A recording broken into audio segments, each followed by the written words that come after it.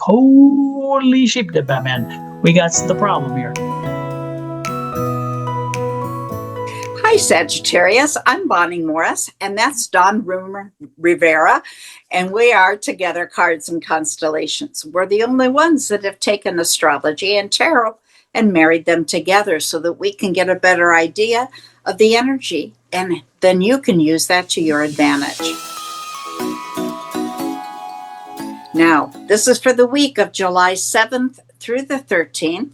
And we want to start out with the moon. On July 10th, there's a full moon at 8:30 in the evening in the sign of Capricorn. Now, that's going to light everything up on whatever project this is for you. And you're going to see where things are, and you might not like the whole picture. Now is the time to change it. So if there's something you don't like, make your change now. If it's something you need to get rid of, do that. If it's something you can just alter, do that. But now is the time. In order to find out what project you're working on, though, we want to step back in time to January 11th of 2024. That's when the new moon was in Capricorn. That's when you set your intentions. So please check your journals, your diaries, your calendars, your Facebook, whatever it is, wherever it is that you write down your intentions. Check those out. Then you'll know what it is you're finishing up.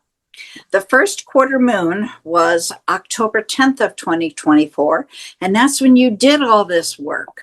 But because it's a quarter moon at that time, it's not as light as a full moon. It doesn't light it all up. So some of this work you did in the dark. That's why now that it's all lit, you're going, well, did I really do that? Yes, you did. Now you change it. Now, then we turn away. We call it the pivot and wait for the last quarter moon, which is April 10th of 2026 in Capricorn.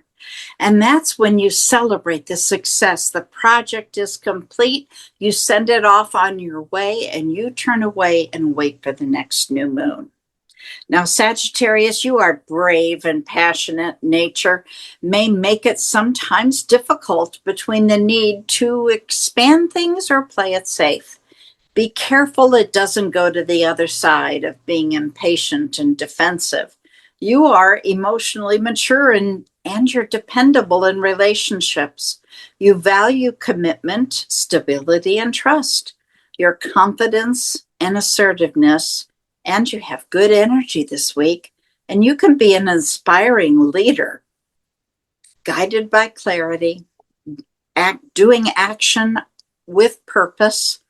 As Jupiter squares Neptune, we want to remind you that boundaries can get blurred.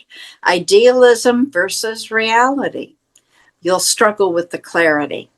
This week there will be powerful growth and collective healing for all. You have excellent problem-solving skills and have the ability to take your vision into reality. You are intuitive and imaginative. You also have a big desire for a meaningful life. Midweek, that full moon will be dancing between our self-identity and our emotions. The full moon will highlight that contrast and encourage growth through balance. Coming from your warm heart, take initiative, be confident, and direct in your emotional expression while respecting others' feelings.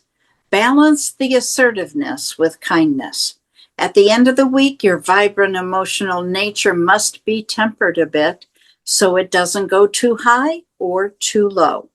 And there is definitely a tug of war between the heart and the mind when Mercury goes opposite of the moon. But it will be tempered a little by Venus, who is in a trine to the moon, allowing for a little emotional ease, some social grace, affection and kindness, and using your emotional intelligence to support your relationships. Dawn, what do you have for Sagittarius? Sagittarius, on the bottom of the deck is your overall energy of the reading. And the overall energy of the reading is a negative environment this week. Don't mean to give you anything to worry about, but I have to tell you what it is. And again, it's just there's just a negative vibe. There could be negative people around you. There could be negative energies and helping you, maybe making you feel like your momentum isn't happening. Maybe your feet feel a little stuck. Maybe you're slow to make choices and decisions. Maybe information that you need to learn is coming slowly, but again, around you, a very kind of negative energy, an energy of minutia, of getting distracted and tied up in the minutia. So be careful about that energy while you're working through your week. Your week is all about the budget. Okay, so maybe you're having some financial issues. This is a Four of Pentacles, and so when the Four of Pentacles comes out, it's a money situation. We're talking money, money, money, money.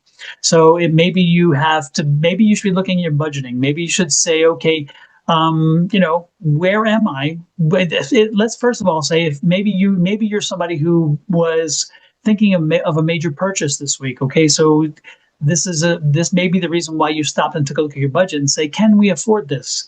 Can I afford this new house? Can I afford this new car? Can I afford this vacation?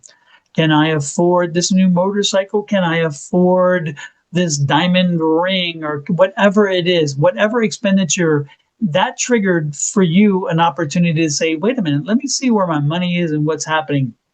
And I think when you see that, it's not going to be the most pleasant experience. And again, that's why the negative energy around you, you're going to feel like, wait a minute, wow, maybe I didn't realize all the money I was spending on streaming services. Maybe I'm paying Netflix and HBO and Showtime and Cox Cable and all those other things. And I'm thinking, well, I'm paying all this, plus I'm paying my cell phone. Again, budget, budget, budget. This is actually something that, even though it seems like, again, a negative energy around in your finance, this may turn out to be a positive because you may actually, for the first time in a while, stop and look and say, wow, I didn't realize I was still paying that. I don't even use that anymore. Boop, gone. I don't use this, boop, gone. And by doing that, you actually bring your present life into alignment with your present expenses and getting rid of the things that maybe you once played with and didn't use anymore, but didn't know you were paying for. And you might be surprised. You may find $100 or $200 additional in your budget because, again, you cleaned house a little bit. So use this energy to your advantage and say, you know what? I didn't realize I didn't have quite that much money at the end of the month. Maybe I was putting too much on credit cards.